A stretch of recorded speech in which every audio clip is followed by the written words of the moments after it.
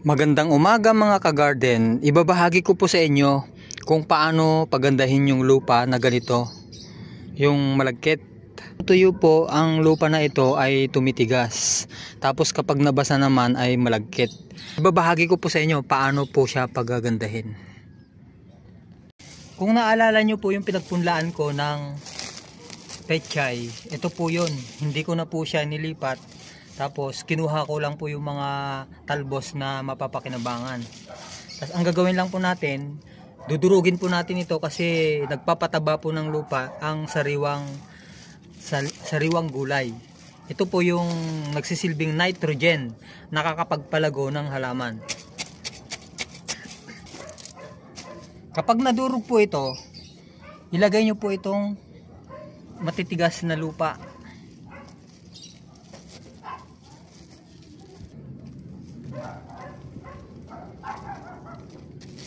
Lalagyan po natin ng mga dahon. Ito yung mga dahon na mga pinulot ko sa paligid.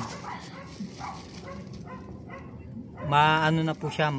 Kapag hinawakan nyo po ganyan yung mga dahon, nadudurog na po siya.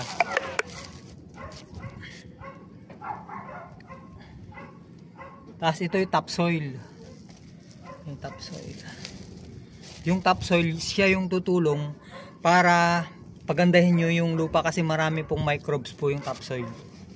Tatabunan nyo lang po yan.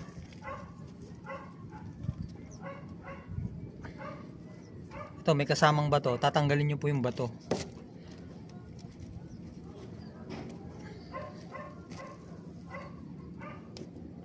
Ay hindi pala siya bato, tumigas po talaga siya. Sama na natin.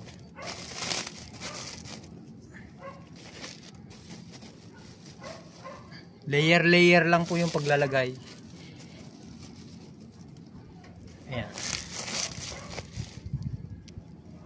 Tapos lalagay po natin.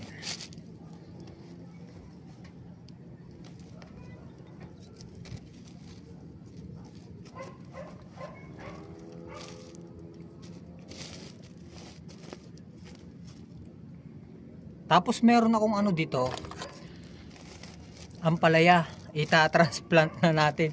Sayang naman. Tapos lalagyan po natin ng compost.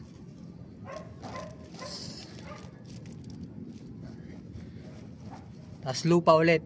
Ito yung mga matitigas.